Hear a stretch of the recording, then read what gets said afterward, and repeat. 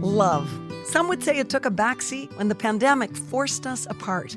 As a family-run and proudly Canadian-owned company, Charm Diamond Centers saw the need to bring us together with tales of love and created the Canadian Love Map podcast.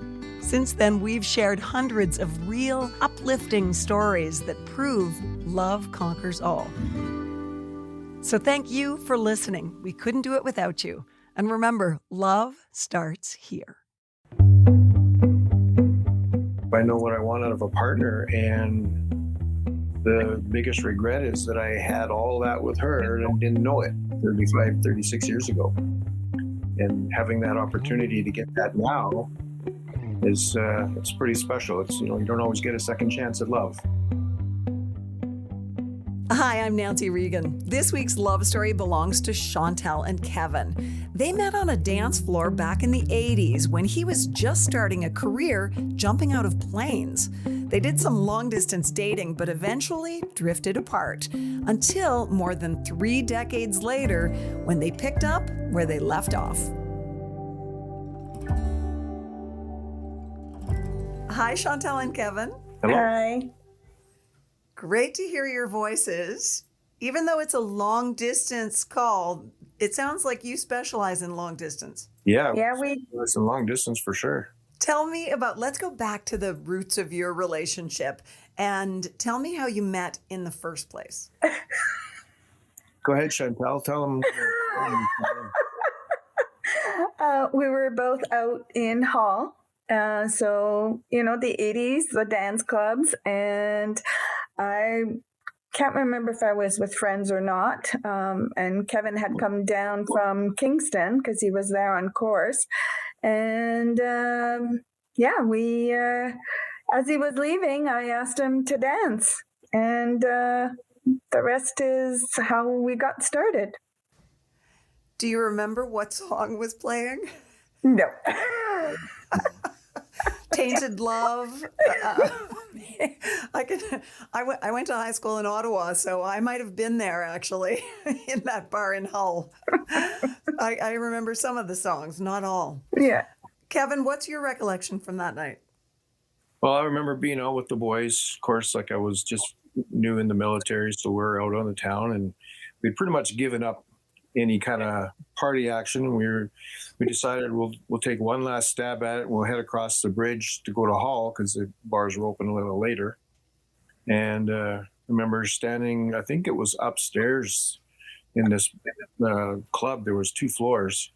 Yeah. So we were on the upstairs floor and, hanging with the boys, just having a beer and deciding, well, okay, this is a dud too. Nothing's going to happen. So started to walk out, and then I saw this cute little thing walking over to me asking me to dance, and I couldn't believe my luck. So off we went and danced, and it was a fast song to start with, and I figured, oh, well, that was good. And the fast song ended a couple minutes in because we started dancing through the middle of the song, and I thought that was it for me, so I went to walk off the dance floor. Well, she grabbed my hand and pulled me closer and wanted me to stay, and it was a slow song. So I'm thinking, well, I guess my luck is. Giddy up. Yes. Giddy up. You betcha. Yeah. She's always been the primary aggressor in the relationship. She knows what she wants and she goes after it. Well, then you are lucky. Yeah. Okay, who wants to tell me what happened next? He can.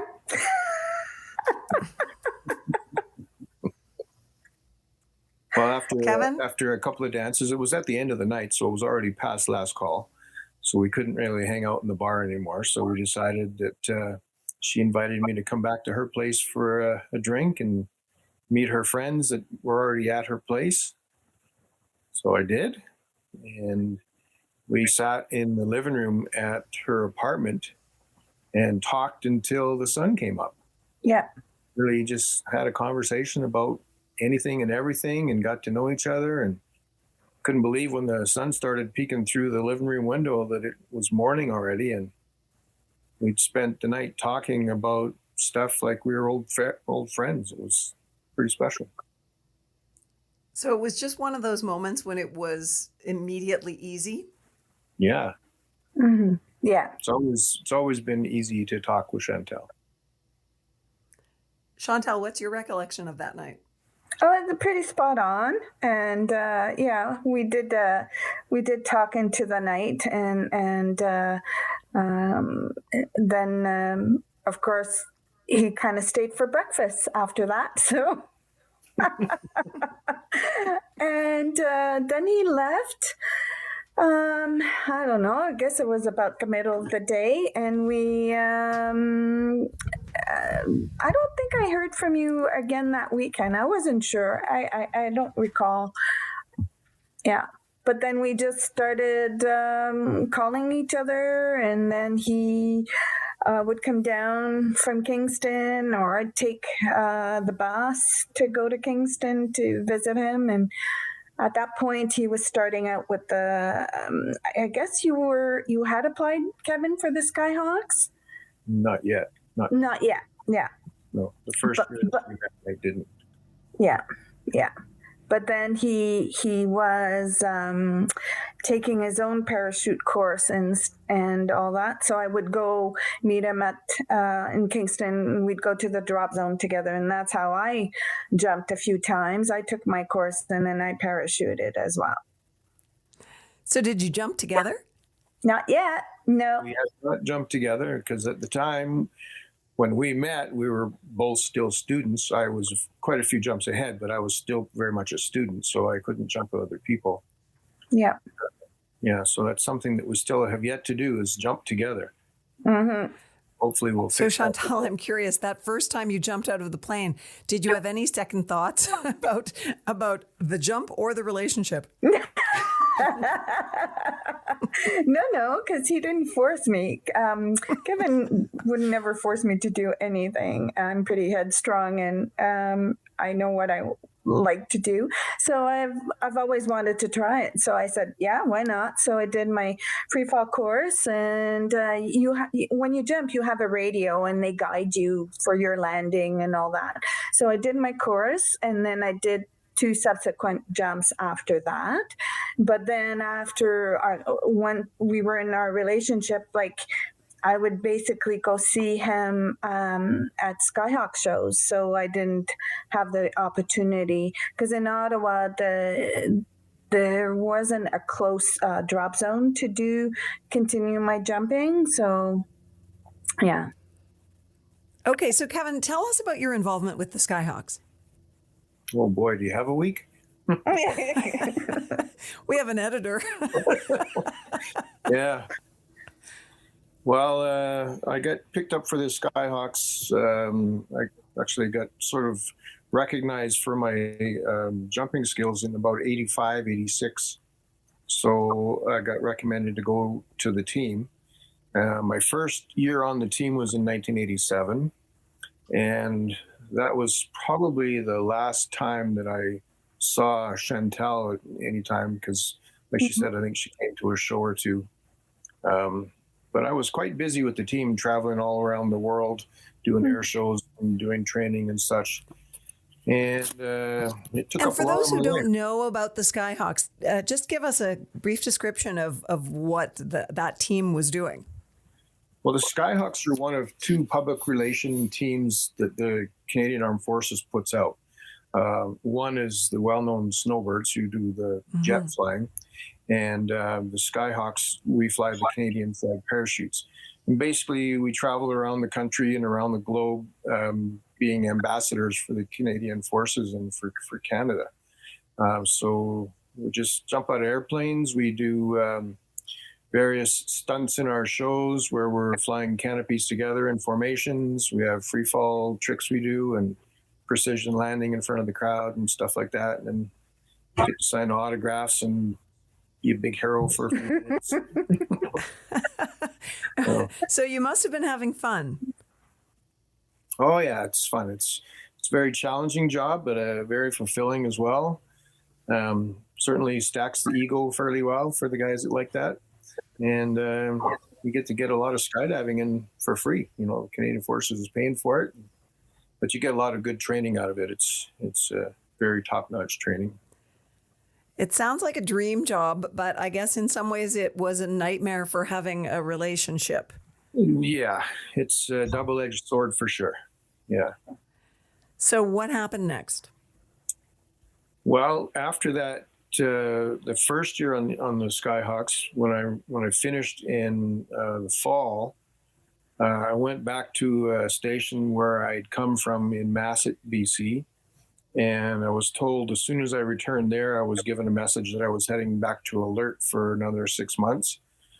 So I was gone so much. It was just, trying to keep any kind of a permanent relationship going with anybody was just off the table for me. And so that's basically how we kind of, separated. We didn't break up per se. We just kind of went our own different ways because we had very different paths we were walking at the time. Yeah. So did you just drift apart? I guess you could use that word. Yeah. Not that we wanted to. I mean, I would have loved to stay in Ontario and stay with her, but the Army had me going everywhere. I was in Masset, I was in Inuvik, I was in Alert, I was in Trenton, I was in Edmonton, I was all over the globe jumping. It was just, no time for a full-time relationship. So Chantal, tell me about it from your perspective. Well, at the time, you didn't have email and the phone calls. He was limited to personal phone calls every week, and then he was on the road.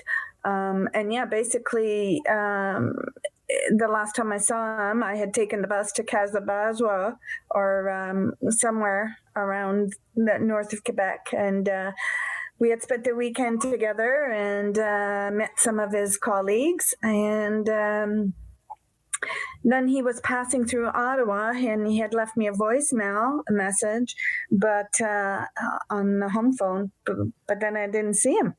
And then finally, about 6 weeks later, I hadn't heard from him.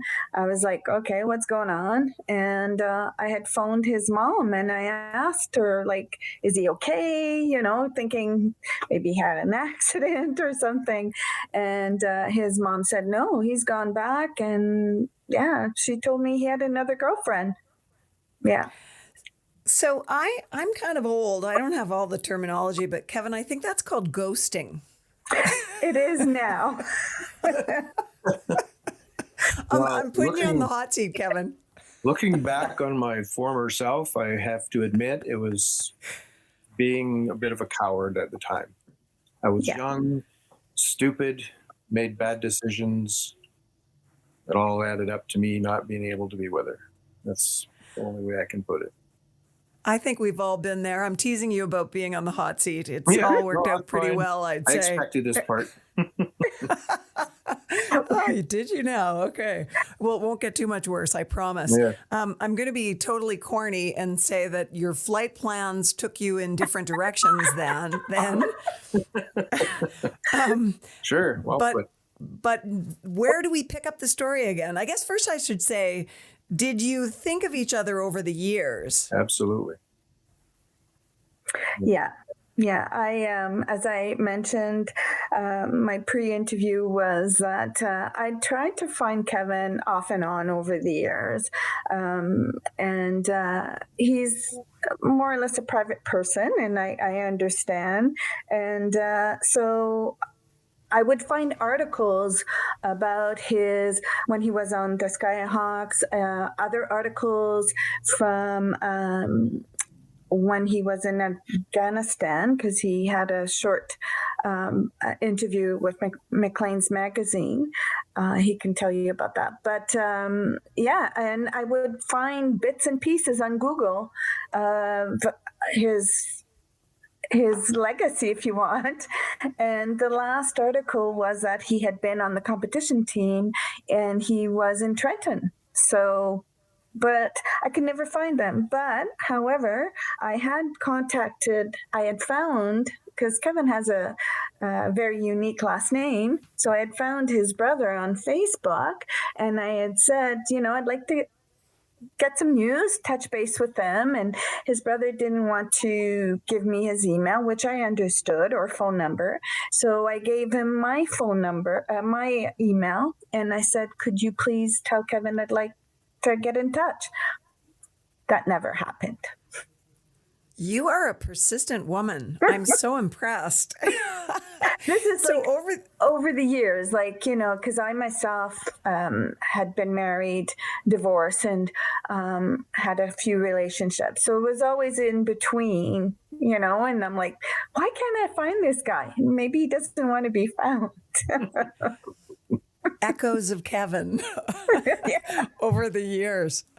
All right. And so how did you actually eventually connect? Through Facebook. We were both not in relationships, but I had just been spending some time alone, and I thought, oh, what the hell. One night, I just decided in October, and I knew his birthday was in October, but I wasn't sure when it was. The night I found him on Facebook, so I messaged him, and the night I messaged him was the day of his birthday. Oh, you're kidding. No. And I didn't realize that. And my first message to him was like, hi, wondering where you landed, haha, so to speak, and hope you are well, and, would like to hear from you. So he can tell you what happened next. Well, if I wasn't sitting down when I was reading my phone, I would have fell down. And I was just, scanning through stuff on Facebook, and the phone pinged that I got a new message. And I looked down and I saw who the message was from, and I thought, holy crap, are you kidding me? Like, no way. So it had been how many years? 35, 36. Yeah. Long time. 35, 36 years, yeah. Because the last time we saw each other was probably in 86 or maybe 87. So, yeah. That was 87. Yeah. So, Kevin, you remembered her right away, obviously. What did you remember about her? Everything. Everything. I've never forgotten her. And just sitting there wondering, what do I say? Like, So I responded and said, yeah, I'm doing well. How are you? And we started texting back and forth, and she would tell me, we could video chat. And at the time I thought, you know what? The years have changed me quite a bit, and I wasn't sure she was ready for that. So I wasn't ready to video chat. When we knew each other, I was in my early 20s. I couldn't hardly grow a hair on my face, let alone have a full beard and mustache. And here I am now with a full beard, mustache, gray, and everything else. So I thought, don't want to shock her too bad just yet. She was okay. You eased her in. Yeah. So we just spent days and weeks on the phone catching up and getting to know each other again. And then she decided to spring a trip on me. She said, would you like me to come out for a visit? I'm like, well, of course. So she came out in November. She spent a couple weeks, and it was the best 2 weeks I'd spent with anybody in years. And we totally connected on every level again. It was like we'd never been apart. It was almost surreal. And that's where we kind of started to describe it as a Hallmark moment. And we've kept in constant contact ever since. She came out again in late December, just around New Year's, and stayed for 6 weeks. Again, everything just went perfectly. It was like we're on an extended honeymoon.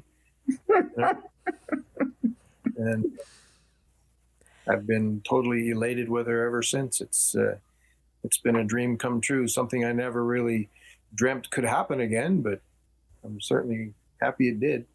Tell me about that moment when you first saw one another again for the first time in 35 or 36 years. Well, it was at the Calgary airport, and she came bouncing down the corridor like a teenager ready to get an ice cream cone. She just walked right up to me and planted one on me and gave me a big hug, and it was like we'd never been apart. Yeah. Chantal, I've got to hear your perspective. Oh, well, first of all, I had left my house at like 4 o'clock in the morning, and I'd traveled all day. So, of course, when I landed in Calgary, I'm like, okay, I'm here. And then I'm trying to like reorientate myself because I hadn't been in the Calgary airport over 35 years, right? So I'm looking for where I pick up the luggage, and he's like, yeah, okay, I'm near this entrance. And I saw him first. He was sitting down, and I was like, whew, okay. It's really him. And then I kind of peeked around the corner. I'm like, hi. That's how it happened. Yeah. Yeah. So great. Okay, well that does sound like a hallmark moment. Yeah. So you talk about life experiences and challenges you've been through. Chantal, how do you think the years have changed you? I think as you get older, we're both in our late 50s now, and agreed that I went through some good and some bad relationships, and I now know that what I don't want. And for sure, when I contacted him back in October, as I told him, the joke is I thought he was like happily married, have a good life. Nice to have chatted with you and reminisce, but I'm with this person right now, and I don't want to. Like I didn't think he was single. Kevin, how do you think you've changed since that young guy she asked to dance in Hull years ago? Well, I'm better at facing my fears with relationships with women. I'm not as rough around the edges as I used to be, of course. I think before I act now. Things I'm sure I didn't do very well back in my 20s.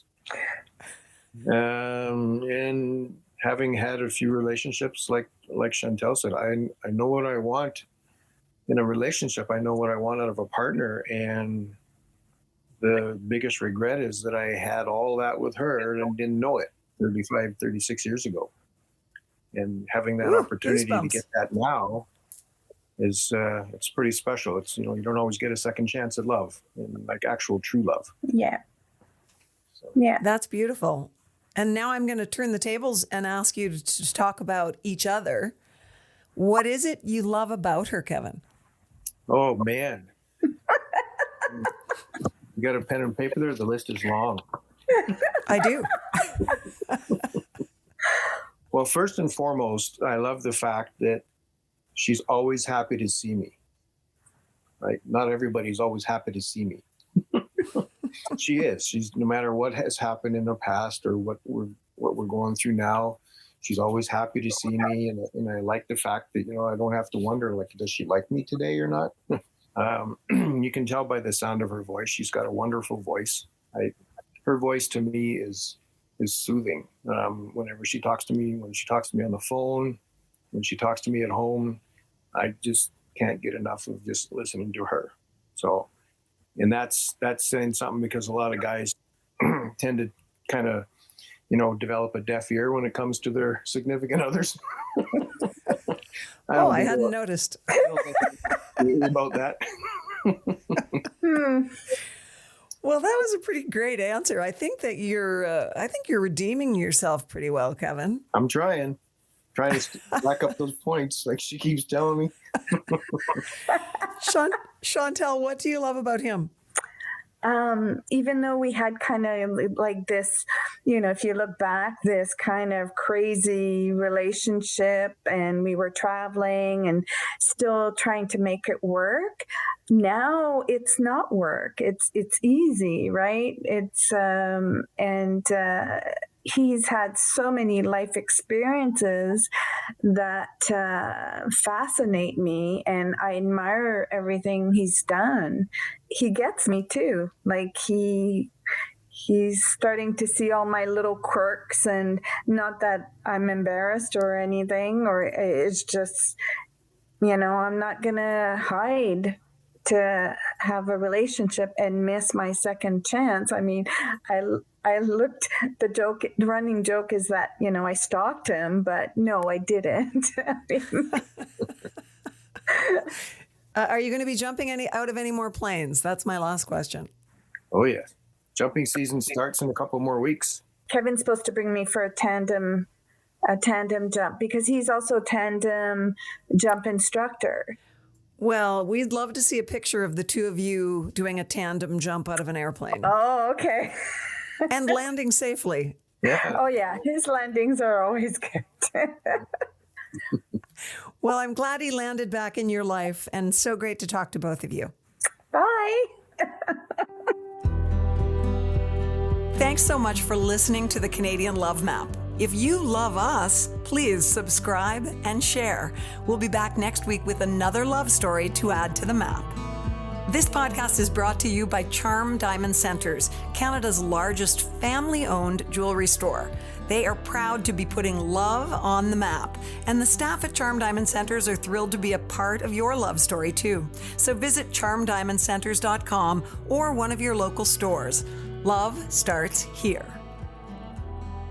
This podcast is made possible by Charm Diamond Centers. It's hosted by me, Nancy Regan, and is produced and distributed by Podstarter.